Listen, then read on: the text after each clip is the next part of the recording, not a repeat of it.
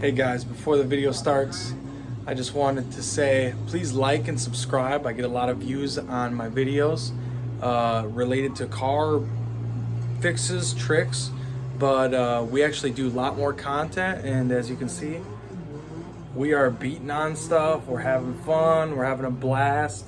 We also do things like shooting and stuff like that. I don't know if you're interested in that, but yeah, just give a subscribe and see more content. Building tiny houses, fixing cars, even racing. All right, thanks. 2019 Toyota Avalon. It's got the V6 in it. We're doing an alternator replacement. So the trick that I did in this was I pulled this top brace off here. So let's go ahead and remove that.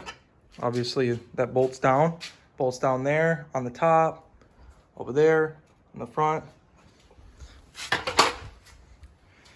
And then once you take that off, you gain access with this radiator here. You get a lot more room.